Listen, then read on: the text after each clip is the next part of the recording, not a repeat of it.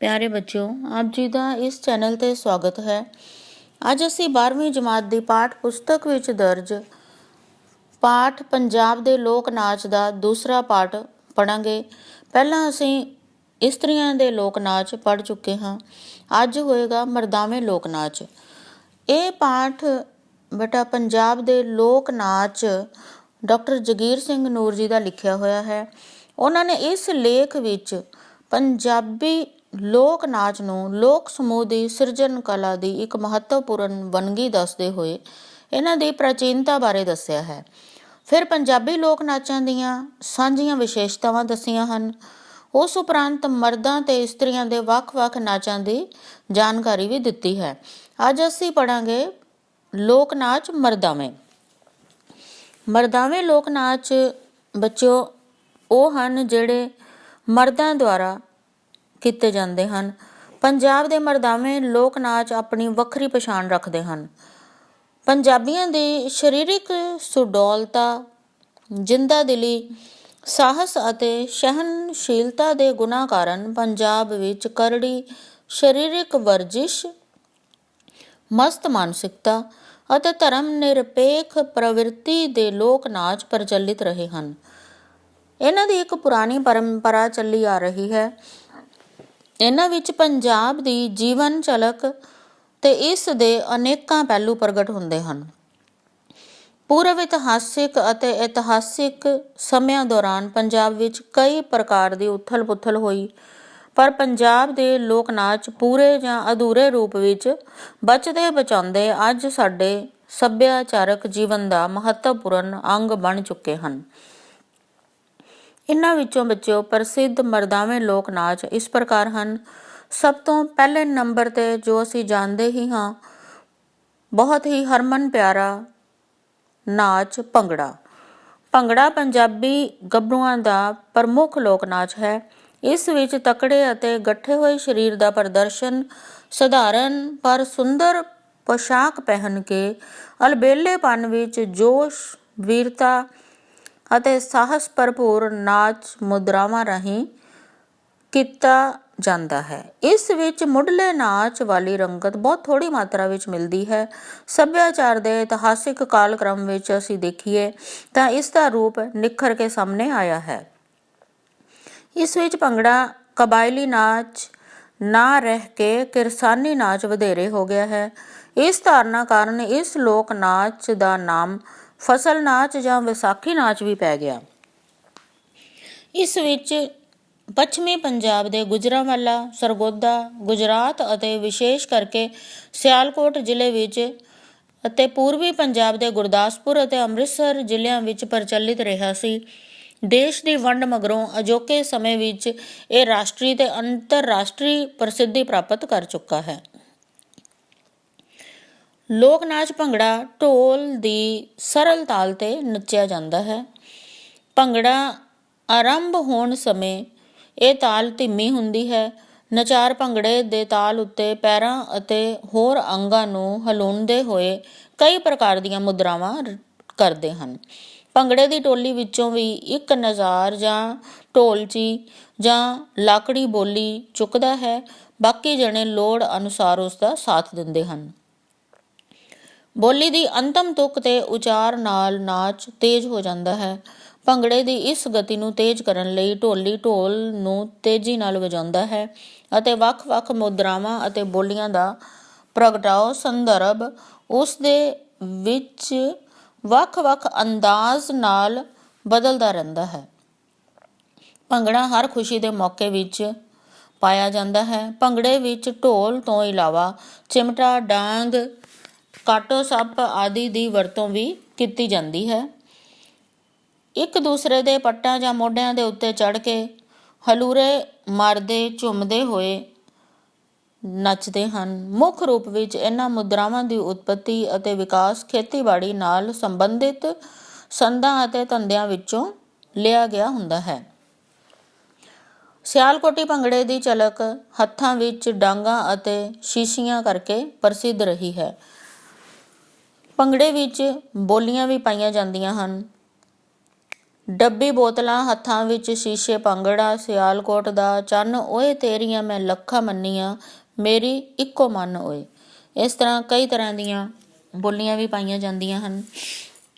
ਭੰਗੜੇ ਵਿੱਚ ਨਚਾਰਾਂ ਦੀ ਗਿਣਤੀ ਨਿਰਧਾਰਿਤ ਨਹੀਂ ਹੁੰਦੀ, ਨਾ ਹੀ ਵਿਸ਼ੇਸ਼ ਸਾਜ਼ਾਂ ਦੀ ਵਧੇਰੇ ਵਰਤੋਂ ਕੀਤੀ ਜਾਂਦੀ ਹੈ। ਮੁਦਰਾਵਾਂ ਨੂੰ ਕਿਸੇ ਨਿਯਮਬੱਧ ਸਿਖਲਾਈ ਦੀ ਲੋੜ ਨਹੀਂ ਹੁੰਦੀ। ਇਸੇ ਤਰ੍ਹਾਂ ਇਹਨਾਂ ਨਚਾਰਾਂ ਦੀ ਪੋਸ਼ਾਕ ਵੀ ਸਰਲ ਸਾਦੀ ਹੁੰਦੀ ਹੈ, ਜਿਸ ਵਿੱਚ ਪੱਗ, ਕਮੀਜ਼, ਚਾਦਰਾ ਆਮ ਪ੍ਰਚਲਿਤ ਹਨ। ਬੰਨਣ ਫੱਬਣ ਦੀ ਰੁਚੀ ਕਾਰਨ ਨਚਾਰ ਗਲਾਂ ਵਿੱਚ ਕੈਂਠੇ, ਭੁਗਤੀਆਂ ਤੇ ਕੰਨਾਂ ਵਿੱਚ ਮੁਰਕੀਆਂ ਆਦਿ ਤੋਂ ਬਿਨਾਂ ਇਸੇ ਉਚੇਚ ਦੇ ਪਹਿਨ ਲੈਂਦੇ ਹਨ। ਵਰਤਮਾਨ ਸਮੇਂ ਇਸ ਅਸਲ ਭੰਗੜੇ ਦਾ ਸਰੂਪ ਬਦਲ ਚੁੱਕਾ ਹੈ। ਬੋਲੀਆਂ ਦੇ ਪੱਧਰ, ਮੁਦਰਾਵਾਂ ਤੇ ਸੰਚਾਰ ਪੱਧਰ ਅਤੇ ਸਾਜੋ ਸਮਾਨ ਆਦਿ ਸਭ ਵਿੱਚ ਤਬਦੀਲੀ ਆ ਗਈ ਹੈ। ਇਸ ਵਿੱਚ ਵਿਦੇਸ਼ੀ ਨਾਚਾਂ ਦੀ ਮੁਦਰਾਵਾਂ ਸ਼ਾਮਲ ਹੋ ਗਈਆਂ ਹਨ। ਕੁਝ ਕੁ ਮਿੰਟ ਰਹੇ ਲੋਕ ਨਾਚਾਂ ਦੀਆਂ ਮੁਦਰਾਵਾਂ ਵੀ ਇਸ ਵਿੱਚ ਝਲਕਦੀਆਂ ਹਨ। ਜਿਹੜੇ ਲੋਕ ਨਾਚ ਸਾਡੇ ਤੋਂ ਮਿਟ ਰਹੇ ਹਨ, ਉਹਨਾਂ ਨੂੰ ਵੀ ਇਸ ਵਿੱਚ ਸ਼ਾਮਲ ਕਰ ਲਿਆ ਗਿਆ ਹੈ। ਨਿਸੰਦੇਹ ਭੰਗੜਾ ਪੰਜਾਬੀਆਂ ਦੇ ਹੌਸਲੇ, ਗੈਰਤ, ਬੀਰਤਾ ਅਤੇ ਇੱਥੋਂ ਦੇ ਖੇਤੀ ਪ੍ਰਧਾਨ ਕਾਰ ਵਿਹਾਰਾਂ ਦੀ ਮੂੰਹ ਬੋਲਦੀ ਤਸਵੀਰ ਹੈ। ਇਸ ਦੇ ਉੱਪਰ ਬੱਚਿਓ ਤੁਹਾਨੂੰ ਭੰਗੜੇ ਦੇ ਉੱਪਰ ਇੱਕ ਨੋਟ ਲਿਖਣਾ ਵੀ ਪੇਪਰ ਵਿੱਚ ਆਉਂਦਾ ਹੈ। ਦੂਸਰਾ ਹੈ ਝੂਮਰ। ਝੂਮਰ ਪੱਛਮੀ ਪੰਜਾਬ ਦੇ ਸਾਂਦਲਬਾਰ ਦੇ ਲੋਕਾਂ ਦਾ ਨਾਚ ਹੈ। ਝੂਮ ਝੂਮ ਕੇ ਨੱਚਣ ਕਰਕੇ ਇਸ ਦਾ ਨਾਂ ਝੂਮਰ ਪੈ ਗਿਆ। ਰਾਜਸਥਾਨ ਦੇ ਘੂਮਰ ਵਿਚਲੀਆਂ ਕੁਝ ਵਿਸ਼ੇਸ਼ਤਾਵਾਂ ਵੀ ਇਸ ਵਿੱਚ ਮਿਲਦੀਆਂ ਹਨ। ਬਾਹਰ ਦੇ ਲੋਕਾਂ ਦੇ ਇੱਧਰਲੇ ਪੰਜਾਬ ਵਿੱਚ ਆ ਕੇ ਵਸਣ ਨਾਲ ਇਹ ਲੋਕ ਨਾਚ ਵੀ ਇੱਧਰ ਹੀ ਆ ਗਿਆ। ਇਸ ਨਾਚ ਨੂੰ ਨੱਚਣ ਵੇਲੇ ਸਮੂਹਿਕ ਰੂਪ ਵਿੱਚ ਕਿਸੇ ਖੁੱਲ੍ਹੀ ਥਾਂ ਘੇਰੇ ਦੇ ਆਕਾਰ ਵਿੱਚ ਆਪਣੇ ਹਰਮਨ ਪਿਆਰੇ ਲੋਕ ਗੀਤ ਢੋਲੇ ਜਾਂ ਬੋਲਾਂ ਰਾਹੀਂ ਢੋਲ ਦੀ ਤਾਲ ਉੱਤੇ ਨੱਚਦੇ ਹਨ। ਇਹ ਨਾਚ 3 ਤਾਲਾਂ, ਮੱਠੀ ਤਾਲ, ਤੇਜ਼ ਤਾਲ ਅਤੇ ਬਹੁਤ ਹੀ ਤੇਜ਼ ਤਾਲ ਉੱਤੇ ਨੱਚਿਆ ਜਾਂਦਾ ਹੈ। ਕਈ ਵਿਦਵਾਨ ਇਹਨਾਂ ਤਾਲਾਂ ਨੂੰ ਕ੍ਰਮਵਾਰ ਝੂਮਰ ਦੀ ਤਾਲ, ਝੀਣਾ, ਛੜਨਾ ਅਤੇ ਧਮਾਲ ਵੀ ਆਖਦੇ ਹਨ। ਅਸਲ ਵਿੱਚ ਇਹ ਨਾਚ ਆਰੰਭ ਵਿੱਚ ਧੀਮੀ ਗਤੀ ਤੋਂ ਸ਼ੁਰੂ ਹੋ ਕੇ ਤੀਜੇ ਪੜਾਅ ਤੱਕ ਬਹੁਤ ਤੇਜ਼ ਅਤੇ ਜੋਸ਼ੀਲਾ ਹੋ ਜਾਂਦਾ ਹੈ। ਅੰਤਮ ਪੜਾਅ ਤੱਕ ਕੇਵਲ ਕੁਝ ਕੁ ਨਚਾਰ ਹੀ ਨੱਚਦੇ ਹਨ, ਬਾਕੀ ਦੇ ਹਾਰ ਹੱਫ ਕੇ ਖੜੇ ਹੋ ਜਾਂਦੇ ਹਨ। ਲੰਮੇ ਗੀਤ ਜਿਨ੍ਹਾਂ ਵਿੱਚ ਮੱਝਾਂ, ਗਾਈਆਂ, ਬੱਕਰੀਆਂ, ਡਾਚੀਆਂ, ਘੋੜੀਆਂ, ਤਿੱਤਰਾਂ, ਬਟੇਰੀਆਂ, ਕਿੱਕਰਾਂ, ਫਲਾਹੀਆਂ ਦੇ ਜ਼ਿਕਰ ਤੋਂ ਇਲਾਵਾ ਪ੍ਰੇਮੀ ਜਾਨਾਂ ਦੇ ਮਿਲਣ ਦੀ ਸਿੱਕ ਅਤੇ ਅਨਾਜ, ਖਾਸ ਕਰਕੇ ਝੋਨਾ ਝਾੜਨ ਅਤੇ ਝੜਨ ਆਦਿ ਦਾ ਜ਼ਿਕਰ ਵੀ ਅਤੇ ਉਹਨਾਂ ਦੀਆਂ ਮੁਦਰਾਵਾਂ ਵੀ ਇਸ ਵਿੱਚ ਸ਼ਾਮਲ ਹੋ ਗਈਆਂ ਹਨ। ਅਗਲਾ ਨਾਚ ਹੈ ਲੁੱਡੀ। ਲੁੱਡੀ ਲੋਕ ਨਾਚ ਸਾਂਝੇ ਪੰਜਾਬ ਦੇ ਉੱਤਰ ਪੱਛਮੀ ਨਿੰਮ ਪਹਾੜੀ ਅਤੇ ਕੁਝ ਮੈਦਾਨੀ ਇਲਾਕਿਆਂ ਵਿੱਚ ਪ੍ਰਚਲਿਤ ਰਿਹਾ ਹੈ। ਮੂਲ ਰੂਪ ਵਿੱਚ ਇਹ ਜਿੱਤ ਜਾਂ ਖੁਸ਼ੀ ਦਾ ਨਾਚ ਹੈ। ਇਸ ਲਈ ਵੀ ਢੋਲ ਤੇ ਤਾਲ ਦੀ ਜ਼ਰੂਰਤ ਮੰਨੀ ਜਾਂਦੀ ਹੈ। ਇਸ ਦੀਆਂ ਤਾਲਾਂ ਸਧਾਰਨ ਹੁੰਦੀਆਂ ਹਨ, ਜਿਨ੍ਹਾਂ ਨਾਲ ਨਚਾਰ ਜਿਵੇਂ ਮਰਜ਼ੀ ਨਾਚ ਮੁਦਰਾਵਾਂ ਪ੍ਰਗਟਾਉਂਦੇ ਹਨ। ਆਮ ਕਰਕੇ ਇਹ ਨਾਚ ਨੱਚਦੇ ਸਮੇਂ ਪਹਿਲਾਂ ਨਚਾਰ ਛਾਤੀ ਅੱਗੇ ਤਾੜੀ ਮਾਰਦੇ, ਅੱਖਾਂ ਮਟਕਾਉਂਦੇ, ਮੋਢੇ ਹਿਲਾਉਂਦੇ ਅਤੇ ਲੱਕ ਹਿਲਾਉਂਦੇ ਹੋਏ ਘੇਰੇ ਦੇ ਅੰਦਰ ਢੋਲ ਦੇ ਤਾਲ ਧੁਰਦੇ ਹਨ। ਫਿਰ ਢੋਲੀ ਦੁਆਰਾ ਢੋਲ ਤੇ ਕੀਤੇ ਸੰਕੇਤ ਅਨੁਸਾਰ ਨਾਚ ਮੁਦਰਾ ਬਦਲ ਕੇ 3 ਤਾੜੀਆਂ ਮਾਰਦੇ ਹਨ।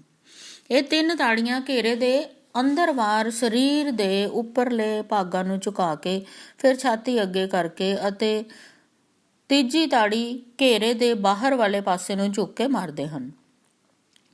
ਬੱਚਿਓ, ਢੋਲ ਦੀ ਨੀਵੀਂ ਸੁਰ ਵਾਲੀ ਥਾਪ ਦੇ ਸੰਕੇਤ ਨੇ ਨਵੀਂ ਮੁਦਰਾ ਦਾ ਪ੍ਰਗਟਾ ਕਰਨ ਵਾਲੇ ਨਚਾਰ ਪਹਿਲਾਂ ਸੱਜੀ ਬਾਂਹ, ਸੱਜੀ ਲੱਤ ਚੁੱਕ ਕੇ ਅਤੇ ਖੱਬੇ ਪੈਰ ਨੂੰ ਉਛਾਲਦੇ ਹਨ। ਇਸ ਪ੍ਰਕਾਰ ਨੱਚਦੇ ਨਚਾਰਾਂ ਦਾ ਮੋਢਾ, ਪੈਰ ਅਤੇ ਤਾੜੀ ਦੇ ਕਾਰਜ ਵਿੱਚ ਸਮਤਾ ਆ ਜਾਂਦੀ ਹੈ। ਅਜੋਕੇ ਯੁੱਗ ਵਿੱਚ ਇਸ ਲੋਕ ਨਾਚ ਦੀ ਵੱਖਰੀ ਪਛਾਣ ਵੀ ਭੰਗੜੇ ਦੀਆਂ 1-2 ਚਾਲਾਂ ਵਿੱਚ ਹੀ ਸਿਮਟ ਕੇ ਰਹਿ ਗਈ ਹੈ। ਅਗਲਾ ਹੈ ਬੱਚਿਓ ਮਰਦਾਂ ਦਾ ਗਿੱਧਾ। ਮਾਲਵੇ ਵਿੱਚ ਮਰਦਾਂ ਦਾ ਗਿੱਧਾ ਵੀ ਪ੍ਰਚਲਿਤ ਹੈ। ਇਸ ਨੂੰ ਚੋਬਰਾਂ ਦਾ ਗਿੱਧਾ ਜਾਂ ਮਲਵਈਆਂ ਦਾ ਗਿੱਧਾ ਵੀ ਕਿਹਾ ਜਾਂਦਾ ਹੈ। ਮਰਦਾਵੇਂ ਗਿੱਧੇ ਦੇ ਨਚਾਰ ਸਮੂਹ ਰੂਪ ਵਿੱਚ ਬੋਲੀਆਂ ਪਾਉਣ ਵੇਲੇ ਇਸ ਤੋਂ ਇਲਾਵਾ ਬੋਲੀਆਂ ਵੀ ਪਾਉਂਦੇ ਹਨ ਅਤੇ ਇਸ ਤੋਂ ਇਲਾਵਾ ਢੋਲਕ, ਚਿਮਟੇ, ਸੀਟੀ, ਗੜਕੇ, ਛੈਣੇ, ਬਾਲਟੀ ਆਦਿ ਸਾਜ਼ ਵੀ ਵਜਾਉਂਦੇ ਹਨ। ਇਸ ਲੋਕ ਨਾਚ ਵਿੱਚ ਨਾਚ ਵਰਗੀਆਂ ਮੁਦਰਾਵਾਂ ਘੱਟ ਅਤੇ ਲੰਮੀਆਂ ਬੋਲੀਆਂ ਦੀ ਭਰਮਾਰ ਬਹੁਤੀ ਹੁੰਦੀ ਹੈ।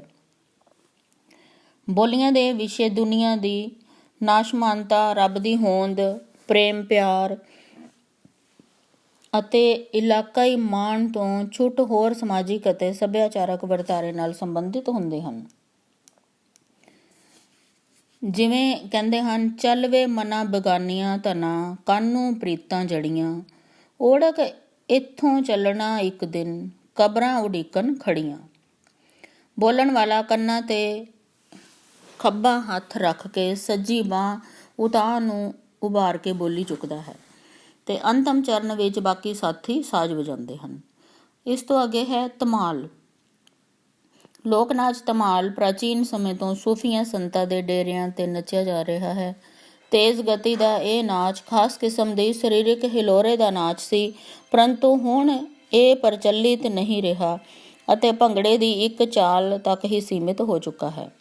ਖਲੀ, ਹੇਮੜੀ, ਡੰਡਾਸ, ਅਖਾੜਾ, ਗੱਤਕਾ, ਪਠਾਣੀਆਂ, ਫੁੰਮਣੀਆਂ ਜਿਹੇ ਲੋਕ ਨਾਚ ਵੀ ਆਪਣੀ ਹੋਂਦ ਇੱਕ ਦੋ ਮੁਦਰਾਵਾਂ ਤੱਕ ਸੀਮਿਤ ਕਰਕੇ ਲਗਭਗ ਖਤਮ ਹੀ ਹੋ ਗਏ ਜਾਪਦੇ ਹਨ।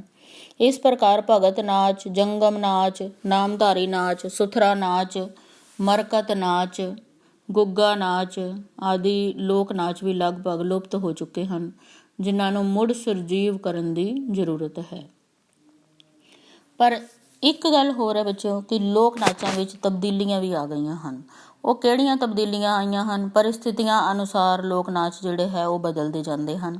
ਪੰਜਾਬ ਦੇ ਲੋਕ ਨਾਚ ਪੰਜਾਬੀਆਂ ਦੇ ਸੱਭਿਆਚਾਰਕ ਕੇਂਦਰਾਂ, ਪਿੰਡਾਂ, ਪਿੜਾਂ, ਖੇਤਾਂ, ਬੇਲਿਆਂ ਆਦਿ ਤੋਂ ਸਟੇਜ, ਫਿਲਮਾਂ ਅਤੇ ਟੈਲੀਵਿਜ਼ਨ ਤੱਕ ਦੇ ਸਫ਼ਰ ਨੂੰ ਤੈਅ ਕਰ ਚੁੱਕੇ ਹਨ। ਇਹ ਪੜਾਅ 'ਤੇ ਪੁੱਜ ਕੇ ਇਹਨਾਂ ਵਿੱਚ ਇੱਕ ਪ੍ਰਕਾਰ ਦੀਆਂ ਤਬਦੀਲੀਆਂ ਇਹ ਵੀ ਆਈਆਂ ਹਨ ਕਿ ਹੁਣ ਲੋਕ ਖੇਤਾਂ ਵਿੱਚ ਨਹੀਂ ਨੱਚਦੇ, ਸਟੇਜਾਂ 'ਤੇ ਨੱਚਦੇ ਹਨ। ਇਹ ਤਬਦੀਲੀਆਂ ਮੁਦਰਾਵਾਂ ਦੇ ਸੰਚਾਲਨ, ਗਤੀ ਦੀ ਤੀਬਰਤਾ, ਨਵ ਸਿਰਜਕ ਨਿੱਜੀ ਗੀਤ ਮੁਖੀ ਬੋਲੀਆਂ, ਸਟੇਜੀ ਜ਼ਰੂਰਤ, ਪੋਸ਼ਾਕ, ਹਾਰ ਸ਼ਿੰਗਾਰ, ਸਾਜ਼ ਸੰਗੀਤ ਅਤੇ ਵਿਸ਼ੇਸ਼ ਭਾਂਤ ਦੀ ਸਿਖਲਾਈ ਆਦਿ ਦੇ ਕਈ ਪੱਖਾਂ ਤੋਂ ਜ਼ਾਹਰ ਹੁੰਦੀਆਂ ਹਨ। ਕੋਈ ਵੀ ਤਬਦੀਲੀ ਆਪਣੇ ਸੱਭਿਆਚਾਰਕ, ਇਤਿਹਾਸਿਕ ਚੌਕਠੇ ਵਿੱਚ ਰੱਖ ਕੇ ਉਸਾਰੂ ਕਦਰ ਪ੍ਰਣਾਲੀ ਨੂੰ ਗ੍ਰਹਿਣ ਕਰਨ ਲਈ ਕਰਨੀ ਤਾਂ ਠੀਕ ਹੀ ਹੈ, ਪਰ ਆਪਣੇ ਪੁਰਾਣੇ ਵਿਰਸੇ ਨੂੰ ਸੰਭਾਲਣਾ ਵੀ ਬਹੁਤ ਜ਼ਰੂਰੀ ਹੈ। ਇਸ ਮੰਤਵ ਲਈ ਵਿਦੇਸ਼ੀ ਪ੍ਰਭਾਵ ਹੋਣਾ ਤਾਂ ਚਾਹੀਦਾ ਹੈ, ਪਰ ਇੰਨਾ ਜ਼ਿਆਦਾ ਵੀ ਨਾ ਹੋਵੇ ਕਿ ਸਾਡਾ ਅਸਲ ਹੀ ਲੁਪਤ ਹੋ ਜਾਵੇ। ਇਸ ਤਰ੍ਹਾਂ ਅਸੀਂ ਕਹਿ ਸਕਦੇ ਹਾਂ ਕਿ ਆਉਣ ਵਾਲੇ ਸਮੇਂ ਦੇ ਵਿੱਚ ਸਾਡੇ ਯੁਵਕਾਂ ਨੇ ਹੀ ਸਾਡੇ ਪੁਰਾਣੇ ਸੱਭਿਆਚਾਰ ਨੂੰ, ਸਰਬ ਪੱਖੀ ਸੱਭਿਆਚਾਰ ਅਤੇ ਵਰਤਾਰੇ ਨੂੰ ਸੰਭਾਲਣਾ ਹੈ ਅਤੇ ਅਸੀਂ ਇਹ ਆਸ ਰੱਖਦੇ ਹਾਂ ਕਿ ਤੁਸੀਂ ਸਾਰੇ ਜ਼ਰੂਰ ਇਸ ਵਾਸਤੇ ਕੋਈ ਉਪਰਾਲਾ ਕਰੋਗੇ। ਧੰਨਵਾਦ ਬੱਚਿਓ।